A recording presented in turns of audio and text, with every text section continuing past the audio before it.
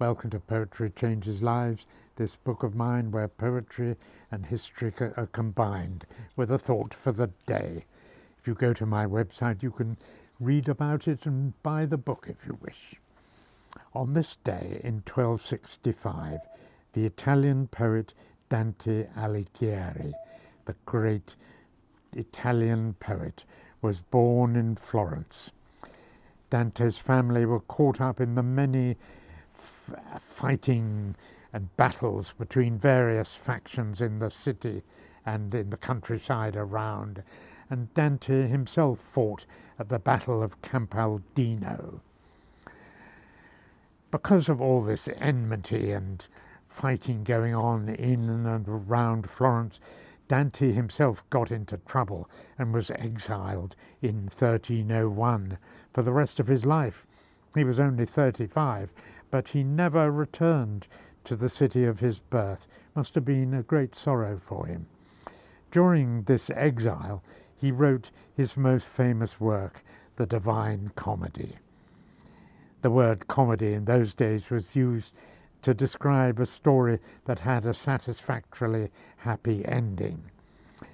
Dante is famous for his idea of courtly love, which he experienced most with his childhood sweetheart, a lady called Beatrice Portinari. It famously was never consummated.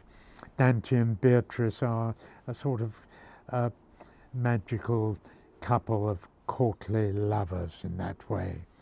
He did write her several sonnets, and this one I'm going to read is the last one he wrote after meeting her for the last time.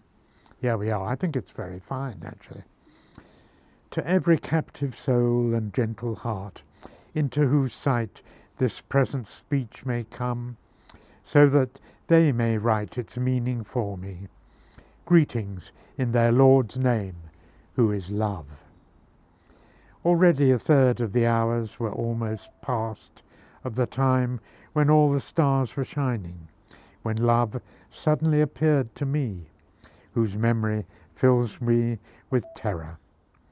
Joyfully, love seemed to me to hold my heart in his hand, and held in his arms my lady, wrapped in a cloth, sleeping.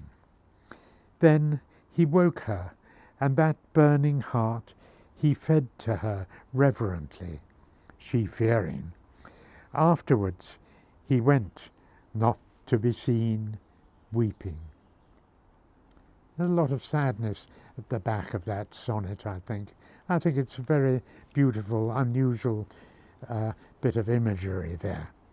Today I will remember the words of Khalil Gibran. There are those who have little and give it all.